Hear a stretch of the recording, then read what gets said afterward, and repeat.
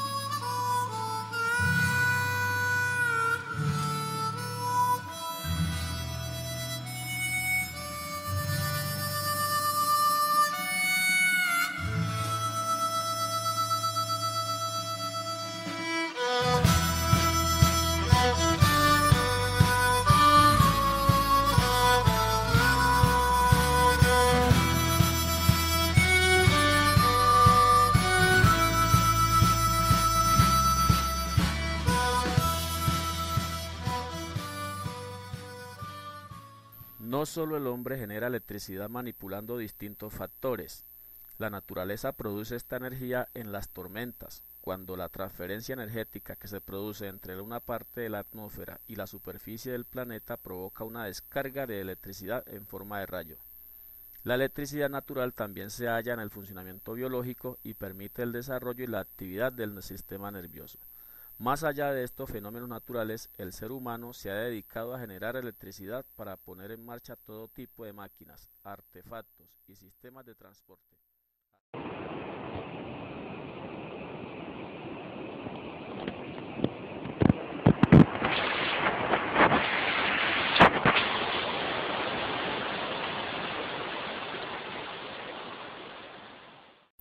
En una central hidroeléctrica se utiliza energía hidráulica para la generación. Son el resultado actual de la evolución de los antiguos molinos que aprovechaban la corriente de los ríos para mover una rueda. En general, estas centrales aprovechan la energía potencial gravitatoria que posee la masa de agua de una represa o central hidroeléctrica. El agua, en su caída, pasa por una turbina, la cual transmite la energía a un generador donde se transforma en energía eléctrica, la cual es transportada por medio de cables de cobre o de aluminio. A ellos se les conoce como conductores eléctricos.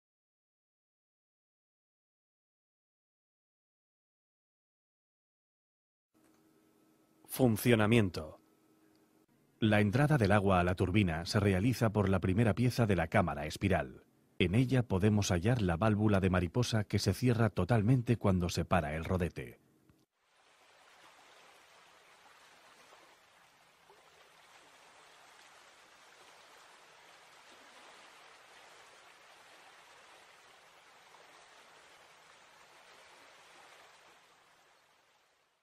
El agua fluye por la cámara espiral hasta llegar a las paletas directrices. El anillo giratorio, en la imagen con un color ocre, es impulsado por un pistón hidráulico, representado por una palanca.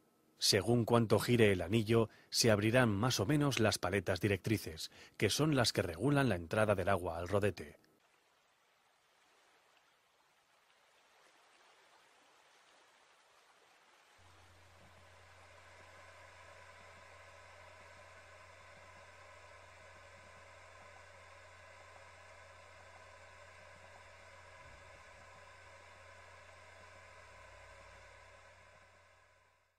Una vez atravesado el rodete, el agua se encamina hacia la salida, que se produce por el tubo difusor.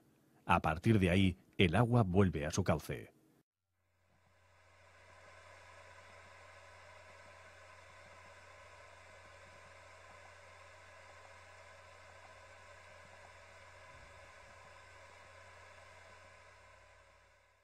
y el movimiento giratorio provocado por el rodete hace girar el eje de la turbina y asimismo este se transmite al eje del generador eléctrico por razón de un acoplamiento.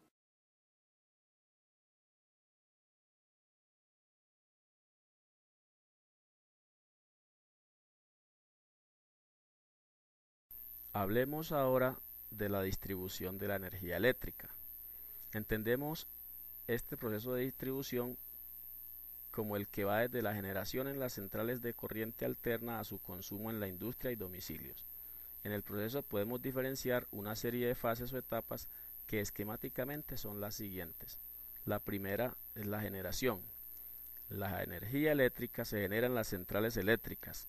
Una central eléctrica es una instalación que utiliza una fuente de energía primaria, el sol, el viento, un salto de agua, carbón, petróleo, entre otros, para hacer girar una turbina que a su vez hace girar un alternador, generando así electricidad.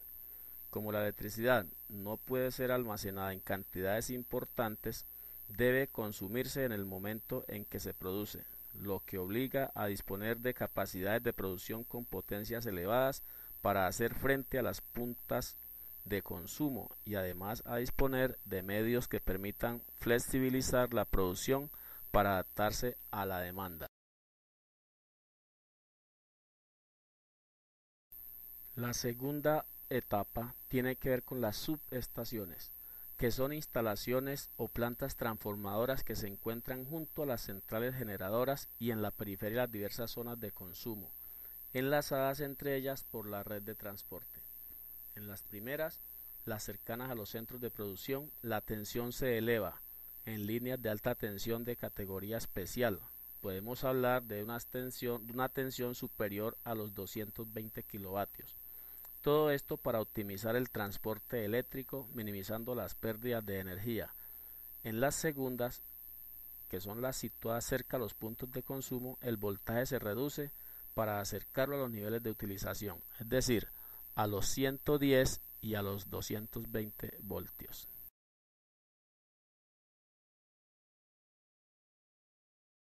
El transporte se convierte en la tercera etapa.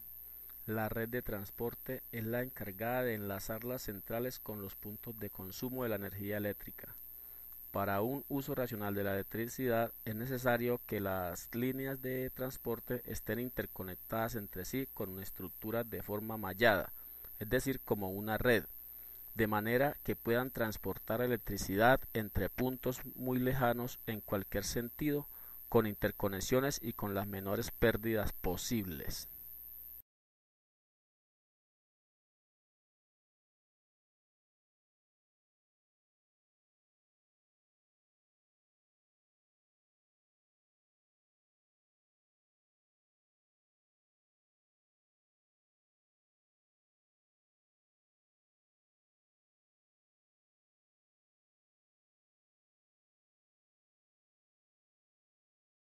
Hola, mi nombre es Elías y esta vez te quiero hablar de la energía eléctrica.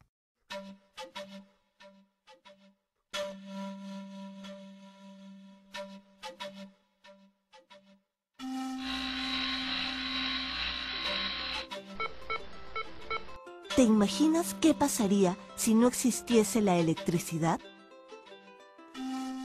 La electricidad que usamos es generada en las centrales eléctricas. Luego es transportada por líneas de transmisión para finalmente ser distribuida entre sus usuarios. En las centrales de electricidad es creada con distintas fuentes como el agua, gas natural, carbón o petróleo, el sol, el viento, entre otros. Por ejemplo, las centrales hidroeléctricas utilizan el agua de las lagunas, ríos y lagos que es almacenada en represas para generar la energía eléctrica. Esta agua represada fluye a través de una tubería y empuja las paletas de una turbina, haciéndolas girar. Esta turbina, unida al generador, hace que se produzca la electricidad. ¿Sabes? La energía hidráulica es renovable, pues el agua no se agota al usarla. Otra manera de generar electricidad es quemando gas natural, carbón o petróleo en las centrales termoeléctricas. Cuando se queman estos combustibles, crean una mezcla de gases y aire caliente a alta presión que choca con las paletas y hace girar la turbina para que el generador produzca electricidad.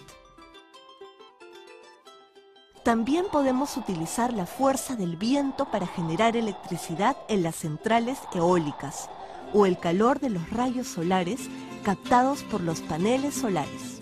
Se usa también cualquier materia residual orgánica llamada biomasa, que cuando se consume genera electricidad. En algunos países se usa también el uranio para generar energía eléctrica en las centrales nucleares. No importa cómo se genere, siempre la energía eléctrica es conducida por cables desde los generadores hasta unos aparatos llamados transformadores, que aumentan o disminuyen la tensión.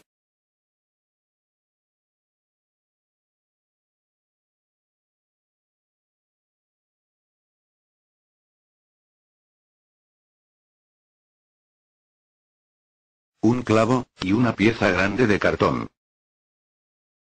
Se trazan las líneas para formar la estructura. Después, con un lápiz, se marcan los dobleces para que sean exactos. Doblamos para formar una pequeña caja que no tenga tapas.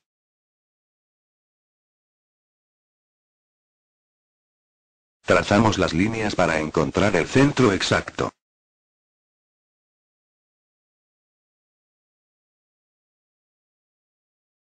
Con cuidado, se inserta el clavo, de forma que quede vertical y totalmente perpendicular a la caja.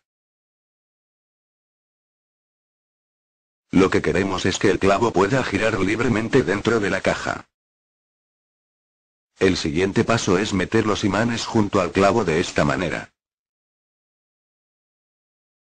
Tienen que estar muy bien centrados.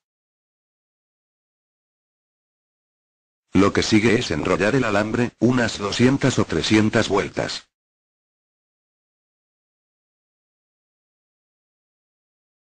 Con 300 vueltas se puede girar el clavo lentamente y aún genera energía, pero 200 es más rápido y fácil.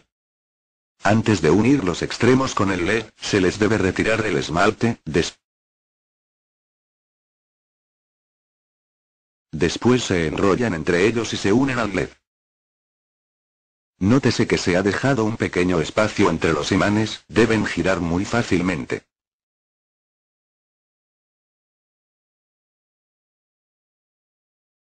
Si se siguen las instrucciones correctamente, el generador más simple del mundo debería estar listo para presentarse en la clase de Nancy.